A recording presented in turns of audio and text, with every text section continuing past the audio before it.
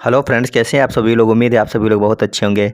अब हम आप लोगों के लिए लेकर आए हैं सीरीज जिसका नाम है तांडव सीरीज, जिसमें हम करेंगे अपने 16 दिसंबर से लेकर के 21 जनवरी तक के जितने भी क्वेश्चंस आपके एवीएस के पूछे गए हैं, सभी क्वेश्चनों का इसमें समापन करेंगे। लगातार क्लास में बने रहना। रोज़ आपको इस सीरीज की एक क्लास आपको रोज़ मिला करेगी। टाइम कोई निश्चित नहीं है, लेकिन आपको नोटिफिकेशन अगर आती है तो ज़रूर मिल जाया करेगी क्लास। रोज़ एक क्लास मिलेगी जो सीरीज चलेगी तांडव सीरीज, जिसमें हम 16 दिसंबर से लेकर के 21 जनवरी तक के सभी शिफ्टों के क्वेश्चंस, एवीएस के जो क्वेश्चन पूछे गए हैं वो करने वाले हैं। तो चलिए क्लास को शुरू करते हैं। एक बार आप लोग सेशन को शेयर कर दीजिए अपने सभी साथियों के पास में, और वीडियो अच्छी लगे तो वीडियो को लाइक ज़रूर करना, और चैनल पर नया तो चैनल को सब्सक्राइब जरूर कर लेना अपनी सीटेट की बेहतरीन तैयारी के लिए। चलिए शुरू करते हैं क्लास। पहला क्वेश्चन आया था 16 दिसंबर की पहली शिफ्ट का क्वेश्चन था, कुड़क कहाँ के लोगों की बोलचाल की भाषा है। अगर आप लोगों में से किसी ने एग्जाम दिया होगा 16 दिसंबर को तो उनको पता होगा कि ये क्वेश्चन आए थे। सारे के सारे वही क्वेश्चन है जो आए थे। तो क्वेश्चन था, कुड़क कहाँ के लोगों की भाषा है। असम, अरुणाचल प्रदेश, मिजोरम, झारखंड। सारे के सारे क्वेश्चन इंपॉर्टेंट हैं, क्लास में लगातार बने रहना। आपको जो अगली क्लास रहेगी हमारी तांडव सीरीज की, उसमें आपको व्याख्या यानी कि क्वेश्चन कहाँ से पूछा गया है, किस किताब से लिया गया है, कौन से भाग से लिया गया है, उसकी भी इसके साथ में फ़ोटो लगा दिया करेंगे हर क्वेश्चन के बाद में। आज की क्लास में भी 3 से 4 क्वेश्चन आपके एनसीईआरटी का हमने ये लगा रखा है कि कहाँ से क्वेश्चन लिया गया है। तो क्लास में लगातार बने रहना है। आप लोगों को बताना है इसका सही आंसर है झारखंड। कुड़क कहाँ की भाषा है। कुड़क झारखंड के लोगों की बोलचाल की भाषा है कुड़क। देखते हैं अगला क्वेश्चन। अगला क्वेश्चन आया था, आपका घर एक्स पर स्थित है, आपका विद्यालय वाई पर स्थित है। यद्यपि आपका विद्यालय ठीक सामने है, परंतु बीच में व्यस्त राजमार्ग होने के कारण आप सीधे नहीं जा सकते हैं। अतः आप पहले ठीक उत्तर में 100 मीटर दूर जाते हैं, फिर आप ठीक पश्चिम में 75 मीटर लंबा सुरंग पथ पार करते हैं, और अंत में आप 100 मीटर दूरी पर स्थित दक्षिण में वाई पर अपने विद्यालय पहुंच जाते हैं। वाई पर विद्यालय के सापेक्ष एक्स पर आपका घर कहाँ पर स्थित है। तो काफ़ी आसान क्वेश्चन था ये। अगर आप लोग, ये क्वेश्चन रीजनिंग का आता है, समझ लीजिए। इस प्रकार के क्वेश्चन रीजनिंग में भी आपको देखने को मिलते हैं। अगर आपने रीजनिंग की तैयारी की होगी या फिर पढ़े होंगे कभी, तो इसका जो सही आंसर था वो था ऑप्शन नंबर 3। इसका जो निकल के आएगा वो आएगा 75 मीटर ठीक पूर्व। क्या निकल के आएगा? 75 मीटर ठीक पूर्व। अगला क्वेश्चन देखते हैं। एक क्वेश्चन आया था, कोई रेलगाड़ी नागरकोइल से 5 जून 2020 को प्रातः 4:15 पर स्टेशन छोड़कर 7 जून 2020 को प्रातः 3:15 बजे गांधीधाम पहुंचती है। रेलगाड़ी द्वारा चली गई दूरी 2640 किलोमीटर है। यात्रा की अवधि में रेलगाड़ी की औसत चाल किलोमीटर प्रति घंटा में लगभग कितनी रहेगी। इसका जो सही आंसर आएगा वो हो जाएगा आपका ऑप्शन नंबर 3 जो आएगा 56। अगर आप लोगों ने किया होगा तो इसका यही ऑप्शन सही था, 56। देखने वाला क्वेश्चन आया था, बिहार के लोगों के लिए मधुमक्खी पालन या लीची प्रारंभ करने की सबसे अच्छी अवधि है। मधुमक्खी पालन प्रारंभ करने की सबसे अच्छी अवधि कौन सी है। ऑप्शन है जुलाई से सितंबर की, अक्टूबर से दिसंबर की, जनवरी से मार्च की, या फिर अप्रैल से जून की। अगर आप सेशन में नए जुड़ रहे हैं, पहली बार चैनल पर विजिट कर रहे हैं, तो चैनल को जरूर सब्सक्राइब करिए अपनी सीटेट की बेहतरीन तैयारी के लिए। तो बिहार के लोगों के लिए मधुमक्खी पालन अच्छा समय होता है, वो रहता है आपका अक्टूबर से दिसंबर। कौन सा होता है? अक्टूबर से दिसंबर का रहता है। क्यों रहता है? क्योंकि इस समय मधुमक्खियाँ अपने अंडे देती हैं और अपने बच्चों को पालने के लिए उनको अधिक शहद की ज़रूरत पड़ती है, इसीलिए ये समय काफ़ी अच्छा रहता है। देखने वाला क्वेश्चन है, वेलक्रो का उपयोग बहुत सी चीज़ों को एक दूसरे के साथ चिपकाने में किया जाता है। किसका प्रयोग करते हैं चिपकाने के लिए? वेलक्रो का उपयोग बहुत सी चीज़ों को एक दूसरे के साथ चिपकाने में किया जाता है। निम्नलिखित में से किसने प्रकृति से प्रेरणा लेकर वेलक्रो को बनाया था। तो आपको इसमें बताना है कि नीचे दिए गए 4 नामों में से ऐसा कौन सा नाम है जिसने प्रकृति से प्रेरणा लेकर के वेलक्रो को बनाया था। पहला ऑप्शन है आइजक असिमोव, दूसरा ऑप्शन है रोनाल्ड रॉश, तीसरा ऑप्शन है जॉर्ज मेस्टल, चौथा ऑप्शन है ग्रेगॉर मेंडल। तो इसका जो सही आंसर था वो था ऑप्शन नंबर 3। किसने बनाया था? वेलक्रो को बनाया था जॉर्ज मेस्टल ने। तो इसका ऑप्शन नंबर 3 जो है बिल्कुल सही हो जाएगा। जॉर्ज मेस्टल एक बार जंगल जाते हैं टहलने के लिए अपने कुत्ते के साथ में। तो जब ये जंगल टहल के आते हैं तो देखते हैं कि कुत्ते के ऊपर जो उसके बाल होते हैं उसमें छोटे छोटे से कई सारे बीज चिपके हुए होते हैं। तो फिर उनके दिमाग में आइडिया आता है वेलक्रो को बनाने का। देखते हैं अगला क्वेश्चन। क्वेश्चन था निम्नलिखित में से कौन सा भारत का संघ शासित प्रदेश है। नीचे दिए गए 4 राज्यों में से कौन सा ऐसा राज्य है जो भारत का संघ शासित या फिर केंद्र शासित प्रदेश है।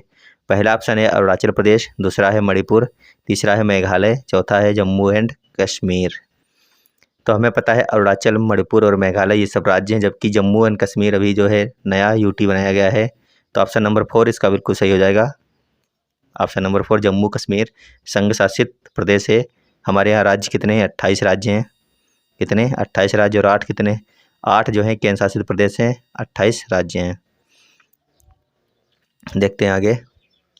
हमारे देश में या फिर हमारे देश के नीचे दिए गए राज्यों में से किसमें एल्युमिनियम की खान है। बहुत अच्छा क्वेश्चन था। हम देकर आए थे, बोल रहे थे कि आउट ऑफ सिलेबस क्वेश्चन आया है, लेकिन ऐसा नहीं था। ये भी NCERT की बुक में आपका दिया हुआ था कि हमारे देश में कहाँ एल्युमिनियम की खान है। उड़ीसा, असम, बिहार, पश्चिम बंगाल। तो कई सारे लोग इसका लगा कर आए थे पश्चिम बंगाल, लेकिन इसका जो सही आंसर था वो था उड़ीसा। ऑप्शन नंबर 1 इसका सही आंसर था। क्या था? उड़ीसा सही आंसर था इसका। आपकी ये सीरीज अब आपको नियमित रूप से मिलेगी। 16 दिसंबर से लेकर 21 जनवरी तक जितने भी EVS के क्वेश्चन पूछे गए हैं, सारे के सारे क्वेश्चन आपको हम करवाएंगे। सीरीज का नाम रहेगा तांडव सीरीज। आपको रोज एक क्लास मिलेगी। नियमित रूप से आप लोग जुड़े रहिए। नए जुड़े तो चैनल को जरूर सब्सक्राइब करिए। वीडियो अच्छा लगे तो वीडियो को लाइक भी करिए एक बार सभी लोग, और जरूर सेशन को शेयर करिए अपने सभी साथियों के पास में। अगला क्वेश्चन आया था ब्रेल लिपि में मोटे कागज पर उभरे हुए बिंदु बने होते हैं। क्या होता है? जो ब्रेल लिपि होती है इसमें मोटे कागज के ऊपर उभरे हुए बिंदु बनाए जाते हैं। यह लिपि आधारित होती है 5 बिंदुओं पर, 6 बिंदुओं पर, 7 बिंदुओं पर या फिर 8 बिंदुओं पर। सारे के सारे क्वेश्चन काफ़ी अच्छे आए थे आपके एग्जाम में। तो इसका सही आंसर हो जाएगा ऑप्शन नंबर 2। कितने बिंदु होते हैं? 6 बिंदु होते हैं। ऑप्शन नंबर 2 ने किया था। अगर आपका एग्जाम था तो आप लोग 6 अगर बिंदु किए थे तो बिल्कुल सही हो गया होगा आपका आंसर। एक क्वेश्चन आया था प्याज की फसल उगाने के लिए कई तरह के कार्य करने होते हैं। अगर आप प्याज की फसल उगाते हैं तो आपको कई तरीके के कार्य करने पड़ते हैं। नीचे दिए गए चरणों पर विचार कीजिए और वह विकल्प चुनिए जिसमें इन चरणों को सही क्रम में दिया गया है। पहला ऑप्शन दिया गया था मृदा को खोदकर नरम बनाना। दूसरा ऑप्शन था प्याज के ऊपर की सूखी पत्तियों को काटना। तीसरा ऑप्शन था बीज बोना। चौथा ऑप्शन खरपतवार है। पांचवा है प्याज को उखाड़ कर निकालना। तो आपको इनको एक क्रम में लगाना है कि सबसे पहले क्या होगा, फिर क्या होगा, फिर क्या होगा, इस प्रकार से सेट करना था। तो ऑप्शन देखिए और आप लोग एक बार सेट करके बताइए कि इन चारों में से कौन सा ऑप्शन सही हो जाएगा। तो सबसे पहले हम क्या करते हैं, सबसे पहले जब हमें कोई चीज़ किसी भी चीज़ का बीज डालना होता है खेत में, तो सबसे पहले मिट्टी को क्या करते हैं, खोद कर नरम बनाते हैं। यानी सबसे पहले नंबर पर आएगा ऑप्शन नंबर ए। मिट्टी जब हमारी खुद जाती है खेत में तो उसके बाद में हम क्या करते हैं, उसके बाद में उस मिट्टी में हम अपने बीज को डालते हैं, तो हो गया सी वाला। जब मिट्टी खुद गई, बीज को हमने अपने खेत में डाल दिया, उसके बाद में क्या करते हैं, उसके बाद में हम जब हमारे बीज थोड़े थोड़े से उग आते हैं, यानी कि जब बीज उगना शुरू हो जाते हैं तो बीजों के साथ में खरपतवार भी, घास फूस भी उगने लगती है, तब हम उसको हटाते हैं। तो इसका हो जाएगा तीसरा पे आएगा डी। उसके बाद में जब खरपतवार को हम हटा देते हैं तो फिर हमारी जो प्याज की फसल है वो धीरे धीरे बड़ी होने लगती है। तो उसकी जो सूखी पत्तियां होती हैं तो चौथे नंबर पर हम उन पत्तियों को हटाते हैं और सबसे लास्ट में प्याज को उखाड़ कर निकालते हैं। तो A C D B E जहाँ पे होगा ACDBE, यानी ऑप्शन नंबर 3 बिल्कुल सही है इसका। आपको इस क्रम में लगाना था। खरपतवार जो है वो हमें तीसरे नंबर पर हटानी थी, जबकि कई लोगों ने इसका पहले किया था, मृदा को खोद कर नरम करना। दूसरे ऑप्शन पर इन्होंने किया था खरपतवार को हटाना। तो बहुत सारे बच्चों का ये क्वेश्चन गलत हो गया था, जबकि इसका जो सीटेट ने आंसर दिया था वो यही दिया था, तीसरे वाला। सबसे पहले नंबर पर मिट्टी को खोदना था, उसके बाद में बीज को बोना था, उसके बाद में खरपतवार को निकालना था, उसके बाद में प्याज की सूखी पत्तियों को काटना था, सबसे अंत में प्याज को उखाड़ कर निकालना था। चलते हैं आगे। अगला क्वेश्चन था हमारे देश में एक स्थान है जिसे ठंडा रेगिस्तान कहते हैं। यह क्षेत्र ऊंचा, सूखा और समतल है। यह क्षेत्र कहाँ पर स्थित है? तो ये क्वेश्चन भी आपके NCERT का था। कई लोग बता रहे थे GK से आया ठंडा रेगिस्तान। क्वेश्चन नंबर 10 था आपका, ये आपकी NCERT की किताब से था। तो पहला ऑप्शन था शिलांग जो मेघालय में है। दूसरा ऑप्शन था दार्जिलिंग पश्चिम बंगाल में है। तीसरा ऑप्शन था इसका शिमला जो हिमाचल प्रदेश में है। चौथा ऑप्शन था लेह जो कहाँ पर है, लद्दाख में है। तो हमने इसकी जो है एक अपने पास NCERT से कटिंग निकाली थी, आपकी जो बुक में दी है, देखिए एक बार इसको। ये देखिए दिया है ठंडा रेगिस्तान। आखिरकार में मैं और लोनर लेह पहुंच गया। लोनर जिसमें ये बैठ के चल रहा है अकेले, उस संसाधन को लोनर कहते हैं। अजब अनूठा था यह इलाका, सूखा समतल और ठंडा रेगिस्तान। यहाँ से लिया गया था, ठंडा रेगिस्तान। लद्दाख में बहुत ही कम बारिश होती है। यहाँ दूर दूर तक क्या है, यहाँ दूर दूर तक दिखते थे बर्फ़ के ढके पहाड़ और सूखा ठंडा मैदान। लेह शहर की एक शांत गली में सफ़ेद पत्थर के सुंदर मजबूत घरों को देखा। थोड़ा आगे बढ़ा तो कुछ बच्चे झूले झूले यानी स्वागत स्वागत चिल्लाते हुए मेरा पीछा करने लगे। क्वेश्चन बन सकता है कि झूले झूले मतलब स्वागत को झूले कहाँ कहा जाता है, तो ये भी आपको याद रखना है। लद्दाख में कहते हैं स्वागत को झूले झूले। तो इस प्रकार से आपके जितने भी क्वेश्चन थे सब यहीं से बने थे, एनसीईआरटी से ही बने थे। कई लोग कह रहे थे कि ये क्वेश्चन जीके से उठाए गए हैं, तो ऐसा कुछ नहीं था। अगले जो क्लास आपकी रहा करेगी, जो सेकंड क्लास रहा करेगी, उससे एनसीईआरटी से कटिंग निकाल के दिखाया करेंगे। सबसे पहले आपका क्वेश्चन रहा करेगा, उसके बाद में जस्ट जैसे कि इस क्वेश्चन में कटिंग लगा रखी हमने, ऐसे ही आपकी वो एनसीईआरटी बुक की हम हर क्वेश्चन के पीछे कटिंग लगाएंगे कि सारे के सारे क्वेश्चन एनसीईआरटी से ही आपके एग्जाम में लिए जाते हैं। तो इसका जो था लेह सही आंसर हो जाएगा, लेह लद्दाख। एक क्वेश्चन था, नीचे दिए गए फलों और सब्जियों में से उन्हें चुनिए जिनमें भीतर बीज होते हैं।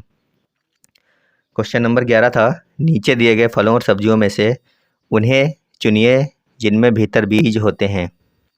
करेला, खीरा, चीकू, भिंडी, प्याज, नाशपाती, आलू और मटर। तो हमें पता है कि किसमें किसमें बीज होते हैं, किसमें नहीं होते हैं। तो ऑप्शन देखते हैं। पहला ऑप्शन था खीरा, चीकू, भिंडी, प्याज, नाशपाती। खीरा, चीकू, भिंडी, नाशपाती में बीज होते हैं लेकिन प्याज में बीज नहीं होते हैं, तो पहला ऑप्शन तो गया कट। दूसरा देखते हैं, करेला, खीरा, चीकू, भिंडी, आलू, टमाटर। तो इसमें आलू में बीज नहीं होते हैं, तो दूसरा ऑप्शन भी कट गया। तीसरा है करेला, खीरा, चीकू, भिंडी, नाशपाती और टमाटर। इसमें तो सब में बीज होते हैं, लेकिन लास्ट वाला भी देख लेते हैं। करेला, चीकू, भिंडी, टमाटर, आलू, आलू में बीज नहीं होते हैं। तो अब बच गया सिर्फ हमारे पास तीसरा ऑप्शन।